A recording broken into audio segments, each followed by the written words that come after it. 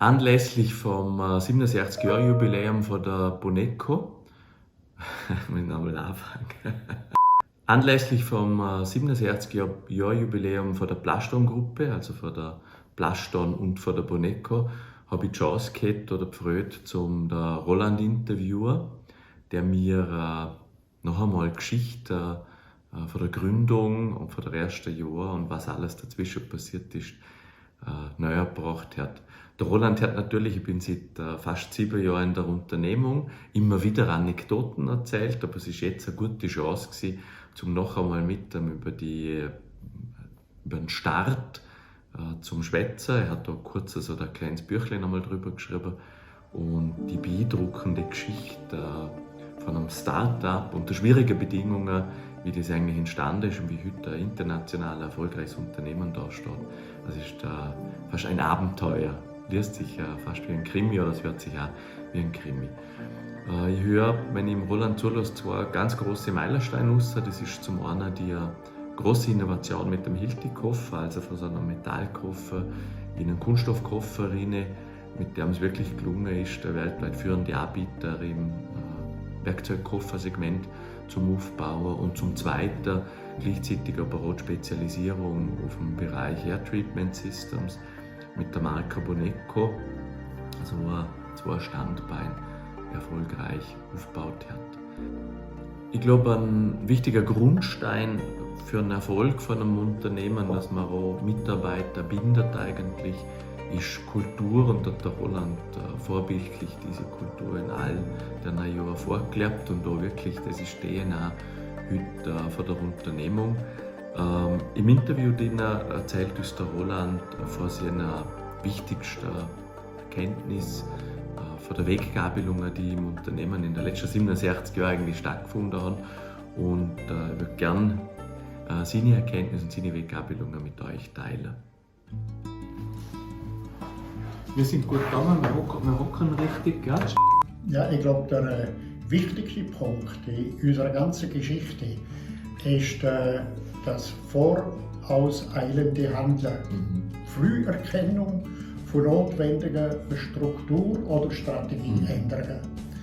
Ich glaube, dass das Vermögen, das auch dann umzusetzen, ist eine der ganz grossen Stärken von der Plaston-Gruppe. Ein weiterer ganz entscheidender Punkt ist, deine Mitarbeiter mit einer vorgelebten Kultur dorthin zu bringen, dass sie sich selber entwickeln können, dass sie nicht gekämmt sind mit ihren Ideen. Sie müssen ihre Ideen verwirklichen.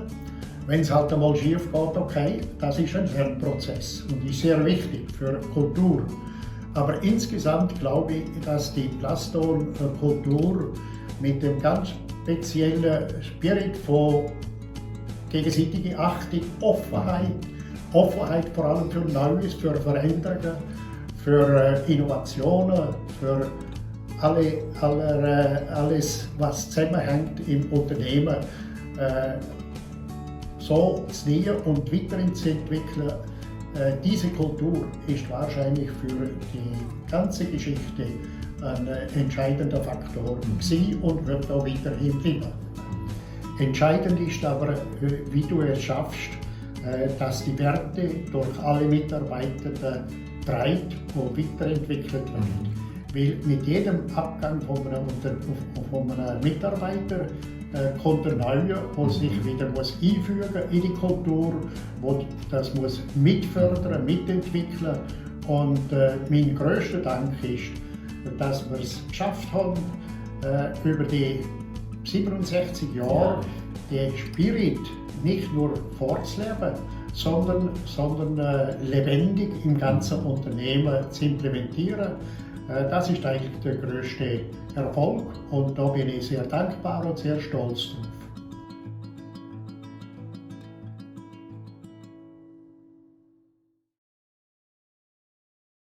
Für mich ist der Roland eine unternehmerische Ausnahmeerscheinung.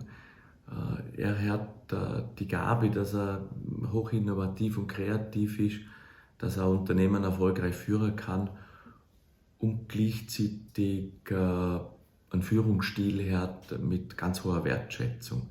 Das ist schon da, was mich so am Anfang beeindruckt hat bei ihm, dass ich glaube, das ist einzigartig, mit welcher Wärme, Offenheit und Wertschätzung er auf die Leute zugeht. Und das hat mich persönlich sehr motiviert. Nochmal danke an Roland fürs Interview, danke für alles, was du geleistet hast, Roland. Und für dein Lebenswerk ganz eine große Gratulation und Happy Birthday zum 67. Geburtstag von der Firma.